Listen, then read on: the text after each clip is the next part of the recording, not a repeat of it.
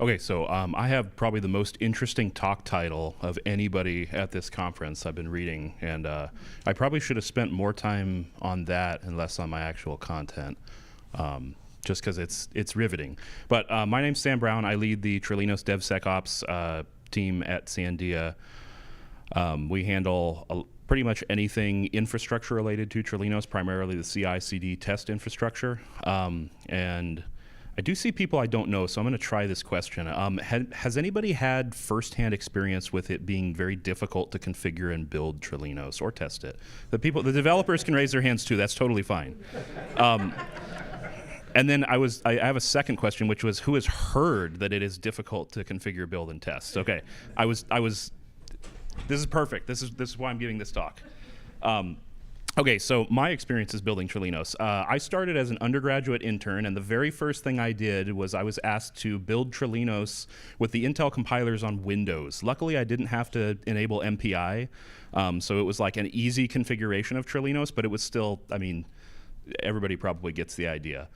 Then pretty soon after that, I got involved with the Spark team, the Sandia hypersonics analysis code, and got asked to deploy TPLs, their whole TPL stack. Trilinos was near the top of that, but again, everybody can probably imagine the fun that was because Spark was an ATDM code and it used a lot of the more advanced architecture HPCs that were available at the time, and they continue to do so. I wrote a package manager for their TPLs. I am very happy that they don't use it anymore and they use SPAC. Little background to say I'm pretty familiar with building Trilinos, maybe albeit in a specific set of context internally to Sandia codes, but I know a lot of the tricks within its build system. To the degree that I don't find it that difficult anymore. It's very tedious, but it's pretty straightforward. That's not everybody's first experience. It certainly wasn't mine. So hopefully I'm able to pull back and provide some of my tips and tricks for mentally modeling how to build Trilinos and then somewhat how to test it for the people that are interested in developing on it.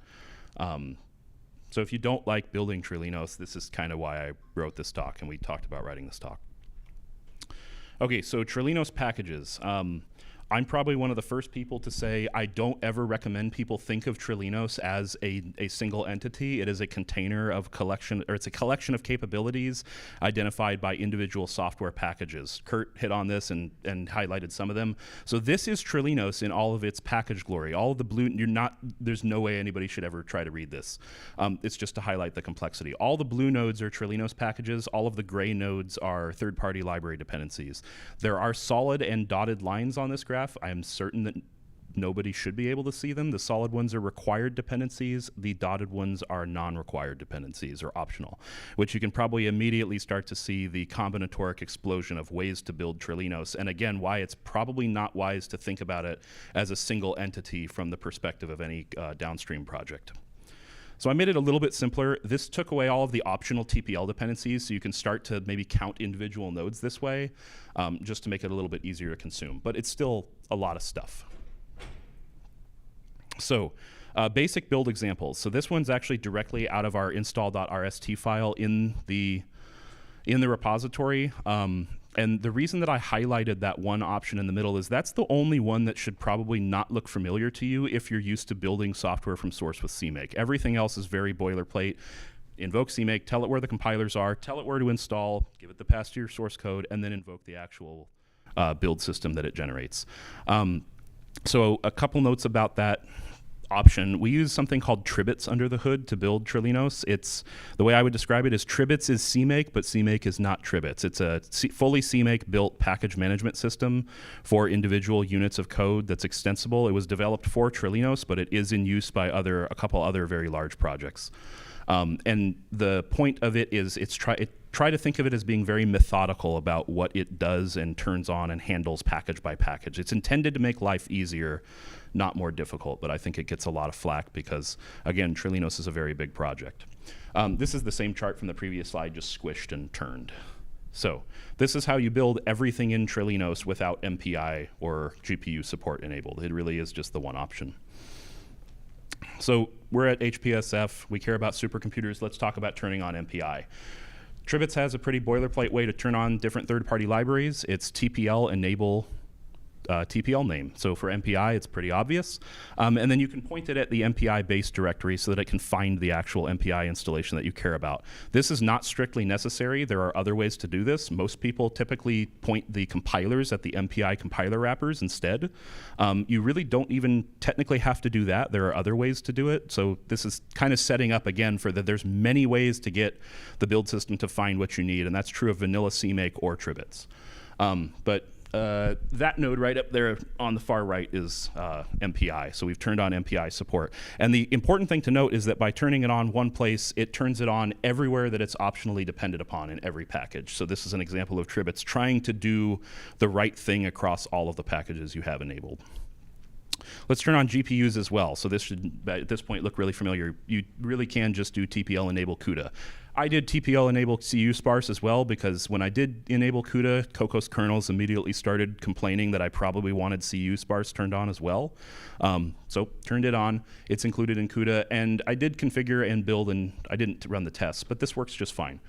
This is the simplest recipe you can run to get all of the packages in Trilinos enabled with all of their optional inter-package dependencies, but none of the optional third-party libraries. And it will work if you're using the compiler that we test with, one of the compilers that we test with. There's another nuance. I think everybody probably gets where I'm going with that. Okay, so I've been saying you shouldn't think about Trilinos as one thing. So if you instead think about the specific piece you want, I chose Mulu. I'm not a scientific programmer. I'm a DevOps person, but Mulu is our algebraic multi-grid solver engine. You can just turn on one package. So again, this is TriBITS magic. You say project enable package on, and I didn't turn on all packages here. And you can see Mulu is this guy right over here. Probably still can't read it on the projector, but it also enabled all of the upstream dependencies of Mulu, optional and required. So now let's get to the optional and required part. If we turn off all of the optional dependencies, at this point, this should start looking somewhat consumable by mere mortals that don't know all of the internal package structure. So you can say enable all optional packages off, enable Mulu on, and then we do our standard MPI and CUDA enablement. I got rid of some of the optional CMake options that we don't really need to talk about. So now you can see what a functional build, not fully functional build, a functional build of Mulu enabled for GPUs looks like. But there are some caveats here. If you don't turn on all of the current optional dependencies in Mulu, you're not going to get the structured block solver or the smoothing algorithms turned on. So I was talking with Christian yesterday, and he said, yeah, you can build Mulu that way, but it's not really useful to most people. I think AI gave me an interesting summary of it online. It said building Mulu without a block solver or a smoother is kind of like building, what did it say? It's kind of like building an engine without a car to put it in. I don't know if that's accurate or not, but I thought it was funny. So, well, okay, I think that's fair based on the way that I understand it to work. But so this is where maybe we need to modify things on the Trilinos side. Previously, there were 2 smoothers you could use and 2 structured block solvers. So they were optional, but you probably wanted to turn one or the other on. That's something that TriBITS doesn't currently have the ability to model for us, that we want one or the other. We had to do it down in the individual packages, and largely it doesn't get done because that's handled per package. So possible to build, not as terribly useful, and let's put a pin in that and come back to that concept later. So strategies to think about when building Trilinos, and go ahead, yes? Yeah, so just a quick question. Say you're on an A and B machine, is saying if equals on equally easy? I'm going to say it's not quite equally easy because I don't have as much experience doing it, but it is it's the same order of magnitude. I think there are a couple of extra things to turn on for HIP. That's probably a better question. I think there are a couple of extra Cocos options you want to pass. It might actually be pretty much the same. It might even be easier because you don't have this Q-sparse sort of like problem that you need to enable like one by one. The short answer is yes, it works, and yes, it is fairly similar to turn on. Okay, Trilinos package behavior. So a summary, and this is largely TriBITS package behavior, but TriBITS Trilinos for the purposes of this. Yes. Sorry, on your previous slide where you just built Hmm? I imagine this is not as you said a real use case. This is a car without an engine. But the reason you might want to do something Exactly. And I personally would argue more than bringing down the build time. I don't know about everybody else. I don't really care how long builds take unless I'm developing on the software. If I'm deploying it, it's whatever. I'll come back after overnight. It's more to prevent the occurrence, for me, it's more to prevent the occurrence of build errors because, maybe this package doesn't, maybe you're using a newer compiler than we use. Most of the code might build just fine with it, but we don't actually test it, and you don't want to hit a package that has a build error with that compiler if you don't need it. That's the biggest reason I would argue to try not to turn things on unless you need them. And you can always go and rebuild it later with that extra package turned on if you go through the documentation and find something that looks helpful to your code. What kind of build times are we talking?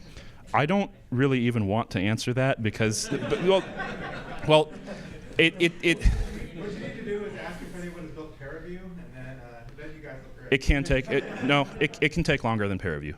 It can. That's the key. Depending on what you turn on, which system you're building for, how many cores you assign it, it can take longer than peer review. Mike? What if you have a spec build cache? It can be extremely fast, but because Trilinos is so, it's not infinitely configurable, but it's effectively infinitely configurable. We haven't even gotten into the individual package options. Getting a cache that matches what every single person is going to want is highly unlikely. That's part of the cost we. If you're a developer, it can bring it down to within range of, it's faster to pull Trilinos from the cache than LLVM, certainly. It's smaller. It still takes a couple seconds. It's a big package. More on that later. I have some things about that later. Okay, so optional dependencies between Trilinos packages are on by default, and we saw that earlier. If you don't tell it something different, it will try to build the most full-featured version of a package that it knows about. And that's exactly why. We want people to have the most capable thing that gets built. All optional TPL dependencies, however, we keep off by default. We do not want to make people build extra third-party code just because. That's, again, foreshadowing. That's kind of the nightmare of C++, or a nightmare of C++, at least from the build system perspective. So my advice is to really strongly consider which packages in Trilinos you need. If you are looking to consume Trilinos and build something on top of another scientific code on top of it, I think I can say without question, don't ever turn on all packages. There's not really a good reason to do that. Identify which pieces of capability you need, find the packages that you're interested in using, and turn those on. If you want to leave all the optional dependencies on to get the full-featured versions of those packages, by all means, leave them on. You'll still end up building the majority of Trilinos in many cases, depending on which pieces you're using. But there are certain pieces that are more that are not core to the solver stack, and those tend to be the ones with more third-party dependencies, and you probably don't want to build them if you don't know that you need them. But if you're going to develop on the packages, it can make sense to turn on all of them because we're going to test all of the downstream ones of the one that you're developing in our CI system. There is a third use case which I do know of. I didn't write it down here, but it's if you're trying to deploy Trilinos on a machine for others to use. That gets back to my answer to Mike. I don't know that I can ever really advise people to do that because it's so infinitely configurable. It's not always easy to configure it one way and have it be usable in the most desirable way for all the downstream projects. I'm certain cases exist, but that's the other reason that you might want to turn on all packages. Mike? How good is the chat tool at helping with this process? I found it strangely helpful. Maybe not strangely. I found it surprisingly helpful yesterday morning because again, I'm not a computational scientist, and it was pretty good in my opinion. I was able to get a better idea of what all the packages do and what I might want to use depending on what I'm looking at. So it's definitely a good starting point. Damien? What's the best practice to discover different options? Do you use CCMake, or is there a way to explore? I do not have a good answer for that. You should ask somebody within. Nobody wants to. You should probably read the CMake list files. I will say that if it's that's for specific package options. If it's a thing that's integral across all of our packages, Rust has a very full-featured user's guide for the TriBITS build system, and I suspect that ChatGPT would be pretty good at cutting through that and finding you the piece you need. Frankly, just regular Google is usually pretty good about that for me, and I kind of know what's available and I know which direction to go look at it, but it is very full-featured, and it's the good and bad part is it's written very abstractly, so you won't find Trilinos enable Mulu, you'll find project enable package. But Do you guys ship some presets like common configuration? we do not. Because I have some locally for some of the famous packages that we use. I think that's getting into the theme of one of my next points, which is that as a development community, we want it to be simple to build. We want to grow the community of users, because it's not good to hear that the software is so difficult to build. I mean, I went and did some searches at one point about like Trilinos versus Petsy. Reddit is really not kind to building Trilinos. There are a lot of people that it's got a reputation, and that's not what we want. Okay, third-party libraries. I think, in my experience, this is by far the worst part of building Trilinos, and this may be specific to certain parts of it, like the I/O libraries tend to be the ones that pull in a lot of third-party code. But I'm going to go through it really quickly. The syntax for enabling TPLs in Trilinos is very much the same as packages. TPL enable TPL name. You can actually enable support for different for TPLs per package by giving it package name enable TPL name. So you could say Amesos2 enable SuperLU dist. You could turn only that one on, and then TriBITS would know to enable that TPL. You can also turn it only off. So that can be helpful, again, constraining the number of dependencies within the build to make it as likely to succeed as possible. So I said legacy TriBITS way. What I probably should have put was the normal TriBITS way, and then the next way is the futuristic way. You can point it at include directories and library directories. If it's a declared TPL that we know about and there is a static list, we have library names already populated, but you can change that too, depending on the build that you're trying to do. So what it's going to do if you pass these two and you've turned boost lib on, it's going to search for boost. I think by default we search for program options and system, and it's going to go search in the use the right extensions, et cetera, et cetera, et cetera. And it's going to populate this variable down here. But you can also directly populate this yourself. So if you really know what you're doing, you know which libraries you want to use, the ability to do this is built into TriBITS, but it can get, again, very tedious if you have a lot of libraries to turn on, especially if you have to find ones that work well with each other. The new way is to turn on this allow modern flag per TPL, and this uses CMake find package by default. This has to be explicitly allowed by us inside of our TPL handling code. We do not allow it for all TPLs because most people haven't asked for it for all TPLs. I don't know that I'd promise that it's going to work even if we have it allowed. There's a reason why we have the legacy. We're prioritizing stability. There's a reason why we are not getting rid of the old method. But I would say in the far distant future, this is probably the best way to do it. CMake has a pretty good comparatively a pretty good mechanism for pulling in code that other people have built, especially if it's been built with CMake. But for the current time being, the point me at the library directory, point me at the include directory is always going to be there, and it's probably the more robust way to go in the short term, and certainly the more configurable way. If I go the low modern route, how does that play with the canonical CMake, CMake disable find package, CMake require find package, all that good stuff? Does it play well with the modern one? It should work perfectly. I've only tested it limitedly, and for certain libraries. I want to say that the one that I know worked fine was SuperLU. When you start using it for netcdf and HDF5, things get ugly quickly.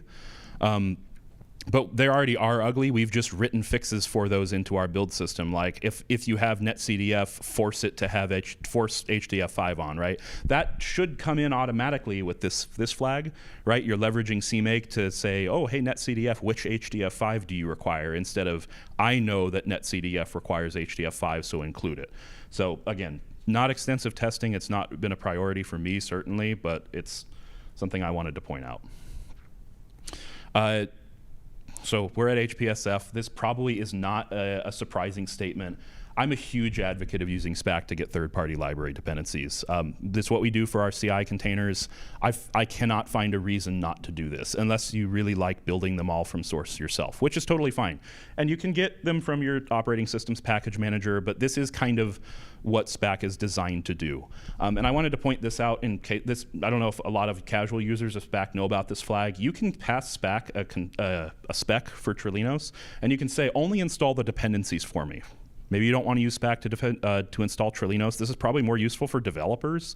But you do still have to get the spec correct. Like you have to say Trilinos with HDF5 turned on. Otherwise, it won't add HDF5 as a dependency because that's the way the package works. But still, really good capability. I'm going to go a step further and say, if you're a first-time user of Trilinos and you don't have a reason not to, you should get it with SPAC in general. That being said, there are reasons not to. Trilinos' package.py doesn't and probably never will support all of the ways you can build Trilinos. If you have, I don't know, if you're trying to build for something very advanced, you probably want to get down into the nuts and bolts of the build system and turn things on manually. But other than that, SPAC builds Trilinos. It's part of their CI, certain configurations of it. And we actually try to test it ourselves as part of every code change just to make sure we don't egregiously break people that want to say SPAC install Trilinos. But you'll notice I'm not passing any variants there, so it's just the default Trilinos that you'll get without anything else, which, as we've talked about, may not be exactly what your code needs. So if you want to talk more about building Trilinos with SPAC, Joe Fry has a talk tomorrow morning that's going to get into the new way that we're looking at handling it package by package, which should allow for significantly more flexibility in what you need. You can just say Trilinos-mulu plus Amesos2 plus ifpack2, things like that.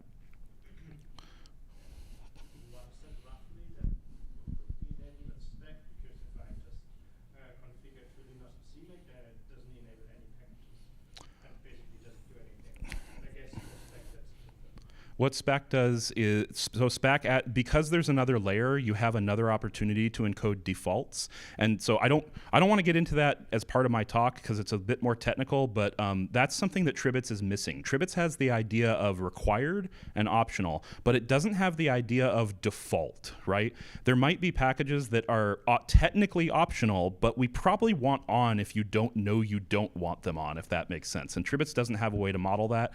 I don't know that I'd advise we look at adding a way to model that, because you can model that with a layer that's built on top in SPAC. You can set you can default certain variants. That's the way I'd probably recommend handling it. Again, if you're an expert user, you probably do know which packages you want turned on, and you probably want the flexibility, or you're okay with the flexibility, the requirement of passing options down under the hood. Damien? In Joe's talk tomorrow, is he gonna discuss a bit build caches? Do you guys have you done anything with caches, like sharing it?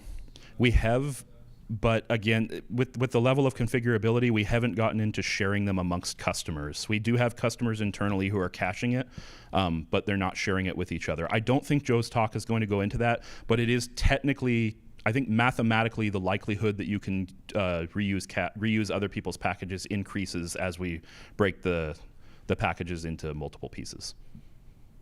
I mean, I can tell you if you have some on some of the CI or the classic unit tests that existed, I would definitely use it. It's good to know. I think a lot of people probably would want to. Okay. I'm quickly running out of time for the test portion of my talk, but that's okay because the build portion is by far more interesting in my opinion.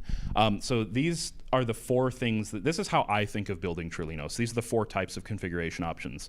There's the standard CMake options. I'm not going to talk about those. Everybody that's ever built things with CMake probably either knows those or can go find them in CMake's documentation.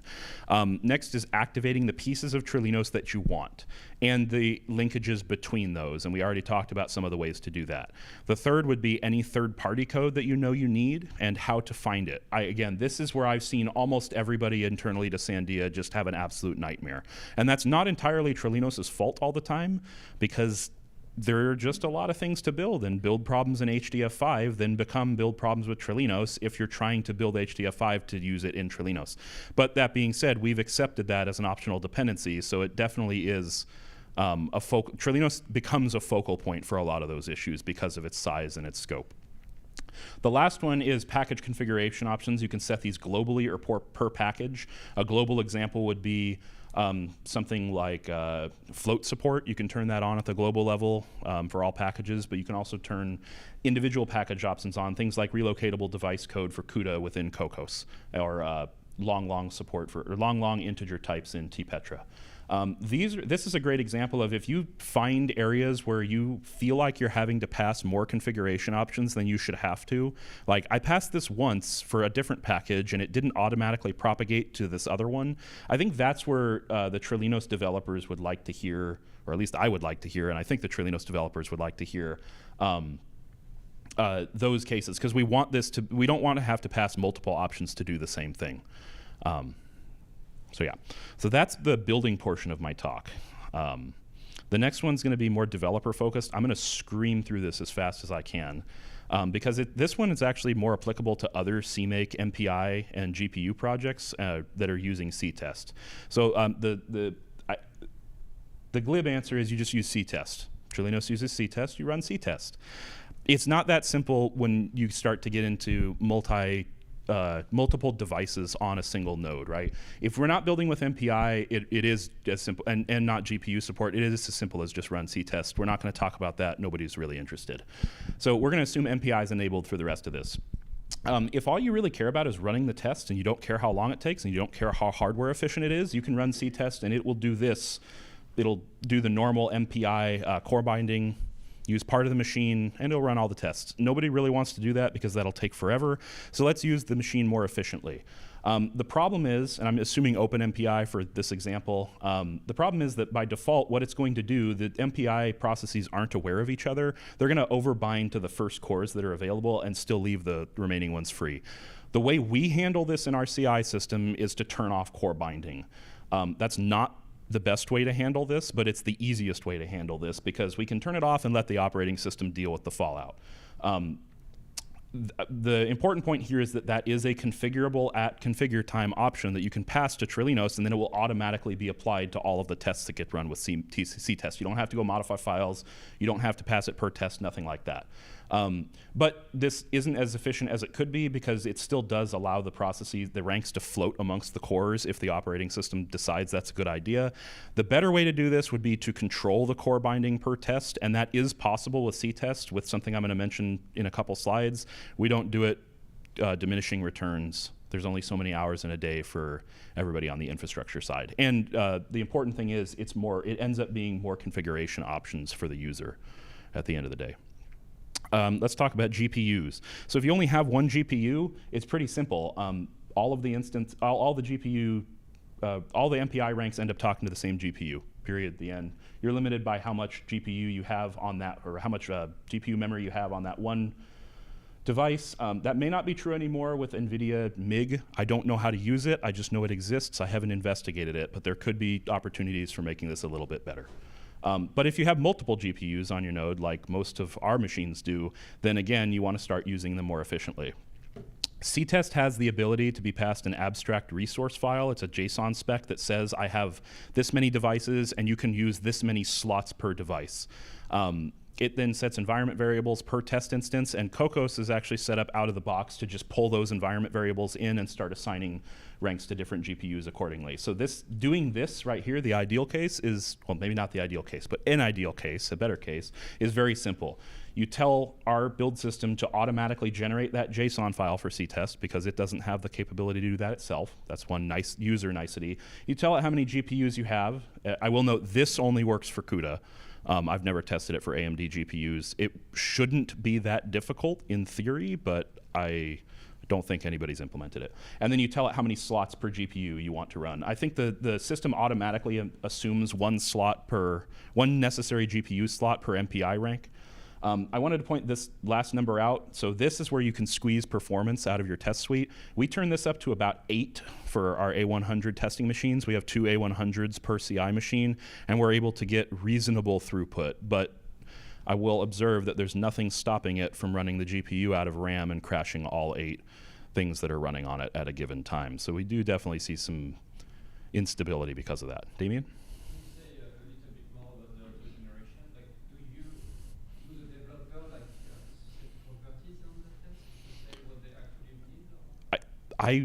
I don't remember exactly how it works inside. I believe what TriBITS does is it looks for this flag, and if it's present, it then sets properties on all of the tests automatically. I can't remember if it does it unconditionally or not. Even if I can tell you that even if they are set, if CTest doesn't know about available resource tests, resource sets, it ignores the property.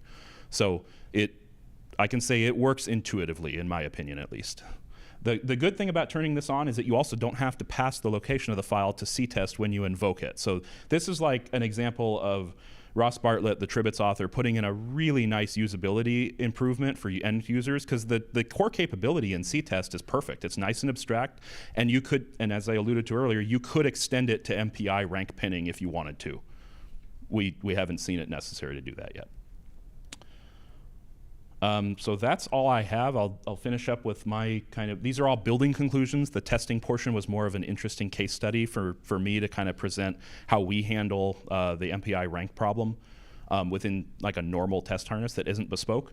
But building big C++, especially C++ projects from source on Linux is just unpleasant. And I don't mean that for people like me that kind of enjoy doing it. I mean that for domain science experts that are building simulation codes on top of Trilinos. Trilinos is already a means to an end to them.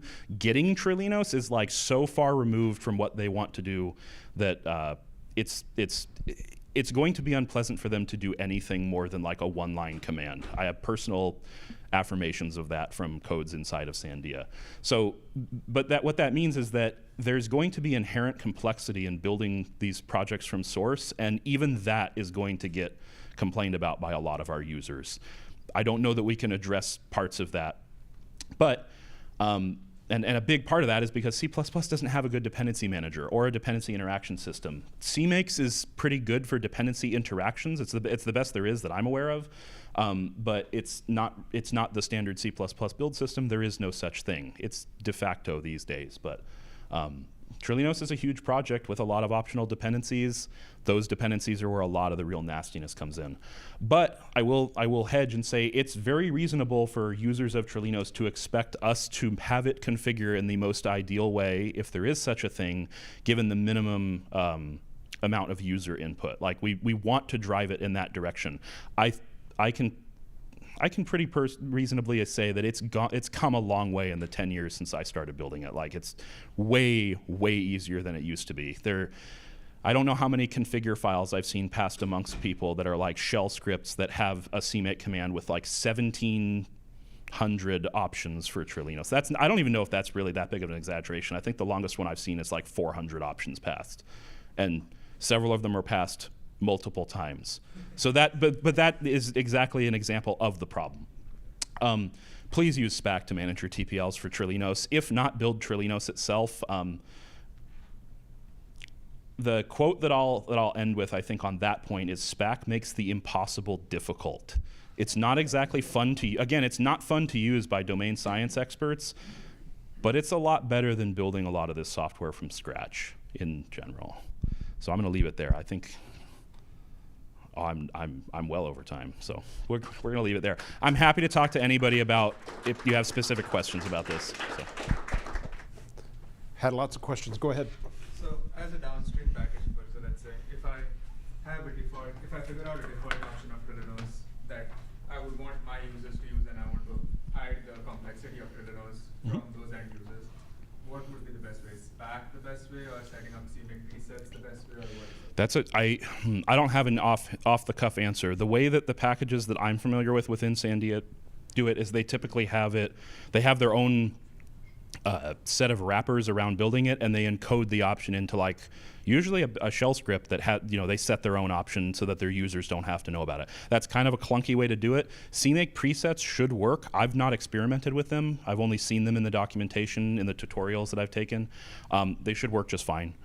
If they don't, I think that's definitely something we'd like to know about, because I would expect them to work fine. Because again, TriBITS is, like, our build system is CMake. There's a layer on top of it, but it's still within CMake. SPAC is another great way to do that.